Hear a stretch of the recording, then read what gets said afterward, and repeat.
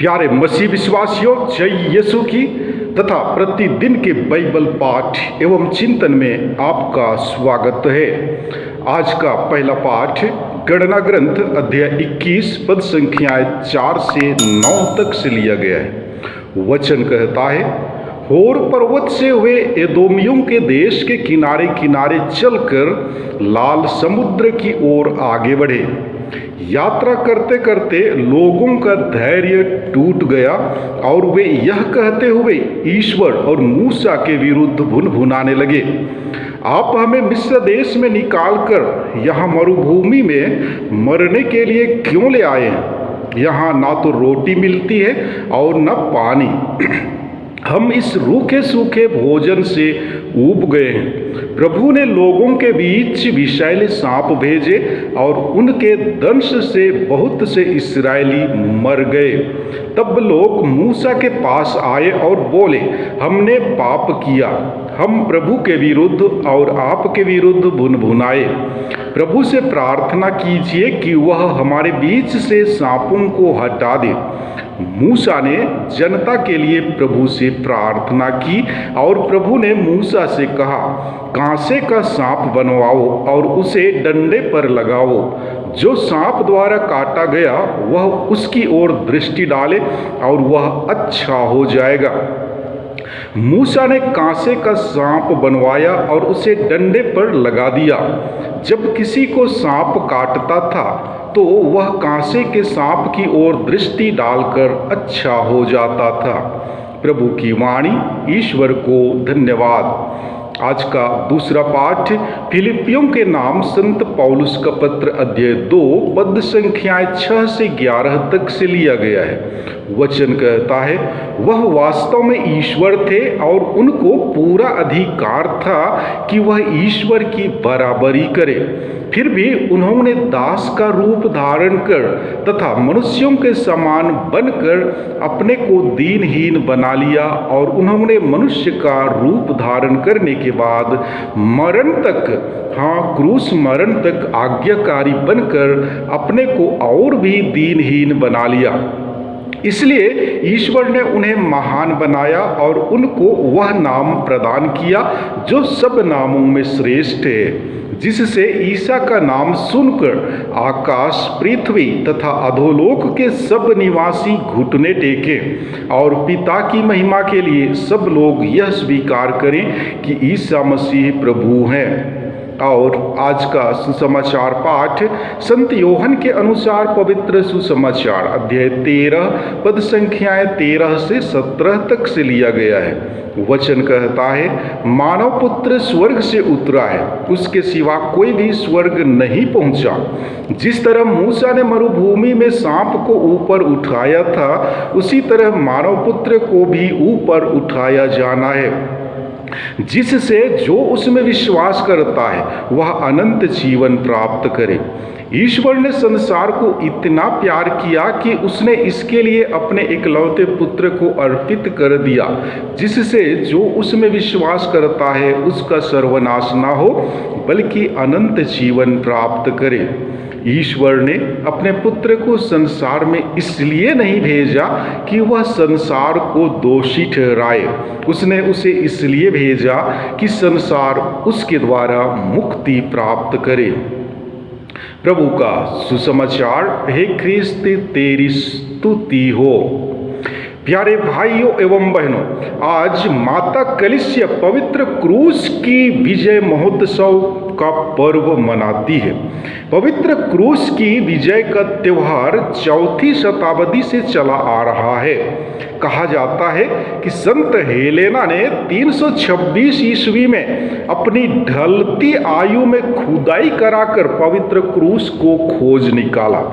जब उन्हें 3 क्रूस मिले तो उन्होंने एक उपाय अध्याय रचा जिससे यह पता चले कि क्रूस में यीशु क्रूसित किए गए थे।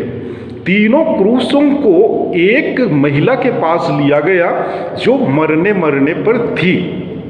उस क्रूस का स्पर्श करने पर वह चंगी हो गई, इसलिए उस क्रूस को सच्चा क्रूस मान लिया गया। इस घटना के बाद पवित्र क्रूस की भक्ति बढ़ने लगी। आज हम संत हेलेना को उनके प्रयास के लिए धन्यवाद देते हैं। उन्होंने क्रूस की भक्ति को बढ़ाने में महत्वपूर्ण भूमिका निभाई है। विश्वासियों के लिए यह मानव के प्रति ईश्वर के प्रेम का प्रतीक है। ईश्वर ने हमें इतना प्यार किया कि उसने अपने पुत्र को हमारे लिए अर्पित कर दिया ताकि हम उस पर विश्वास करते हुए अनंत जीवन प्राप्त कर सकें। इस प्रेम के बिना क्रूस का रहस्य छिपा ही रहेगा। मरुभूमि में जैसे कांसे का सांप इस्राएलियों को विषैले सांप से बचाता है, वैसे ही जब हम विश्वास की आंखें उठाकर क्रूस पर नजर डालते हैं तो हमें भी अनंत जीवन प्राप्त होता है। जिस क्रूस को शत्रुओं ने घोर दंड का एक अचूक साधन बना रखा था, उसी को ईश्वर ने महिमा का मूल्यवान साधन बना दिया।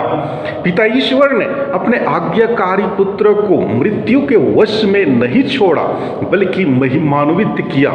यीशु ने मृत्यु पर विजय पाई, न केवल अपने लिए बल्कि सभी विश्वासियों के लिए।